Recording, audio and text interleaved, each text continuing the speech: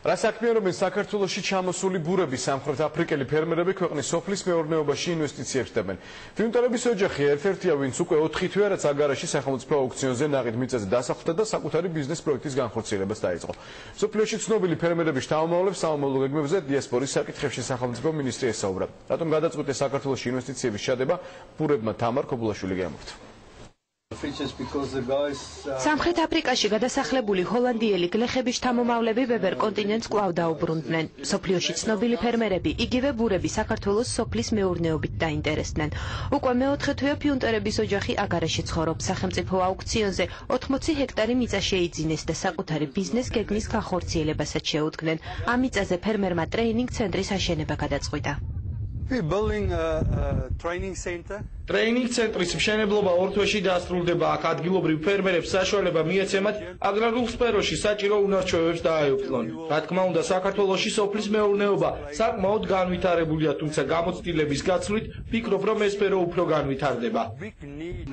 სათბურები, საკალმახე და სასაწყობე მეურნეობა აგარაში რამდენიმე თვეში აშენდება. ყოფილმა რაგბისტმა არც საყვარელი სპორტის სახეობა დაივიწყა და აქ მომავალში რაგბის სკოლის გახსნასაც გეგმავს. სამშენებლო სამუშაოებზე ამჟამად 10-მდე ადგილობრივი ადამიანია დასაქმებული, თუმცა ვარაუდობენ, რომ მეურნეობის განვითარების შემდეგ მათი რიცხვი საგრძნობლად გაიზრდება. ბევრი პრივილეგიები იქნება ყველას, საკაულ მოსახლეობასაც და ნებისმიერი მსურველი ვინც იქნება, იმიტომ რომ ეს ხალხი ძალიან თვითფასი ხალხია და ყველას დაასაქმებს. ვფიქრობ, ძალიან კარგი გადადგმული ნაბიჯი იყო ის, რომ თქვათ ვეპატიჟებით ინვესტორებს სამხრეთ აფრიკიდან ძალიან ბევრი კარგი თვისებაში ჩამოაქვს, არა მარტო თქვათ ინვესტიცია და ის რომ აი უკვე ხედავთ შედეგს, რომ შენდება ისეთ ადგილზე, სადაც აქ არავინ არ ეკარებოდა, თითქმის და მიტოვებული ადგილი იყო. გაზაფხული, ზაფხული, შემოდგომა ზამთარი, ესე ჩემი 4 დრო, წელიწადი მზამთარი. 7 წლის ფრანსუა ქართულ სკოლაში დადის და ენაც მალე აითვისა. ფიუნტერების ოჯახი თვლის, რომ მათი შვილისთვის საქართველოში უსაფრთხო და პერსპექტიული გარემოა.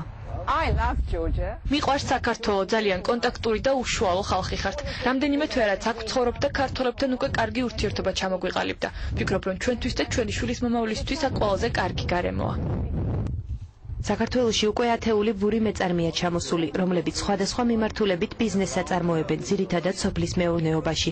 დიასპორის საკითხებში საქართველოს სახელმწიფო მინისტრი ფიქრობს, რომ სამხრეთ აფრიკული ინვესტიციები, ახალი ტექნოლოგიები და პროფესიონალი ფერმერების გამოცდილება ხელს ქვეყნის ეკონომიკას და სასოფლო სამეურნეო სექტორის განვითარებას შეუწყობს. რამდენიმე მიმართულებით არის ძალიან მნიშვნელოვანი ბურების ეს პროექტი. ერთი ის, რომ საქართველოს ეკონომიკაში იდება ფული და ეს ყველაფერი კეთდება სწორედ სამხრეთ აფრიკიდან შემოსული თანხებით. მეორე ის, რომ მათი განსაკუთრებული გამოცდილება, რომელიც ძალიან მნიშვნელოვანია ჩვენთვის, ეს შემოდის და ეს მკვიდრდება და არის ამ გამოცდილების გაცვლა ქართველებთან და მესამე ის, რომ რა თქმა უნდა უმნიშვნელოვანესია ჩვენთვის მათი კულტურის გაცვლა.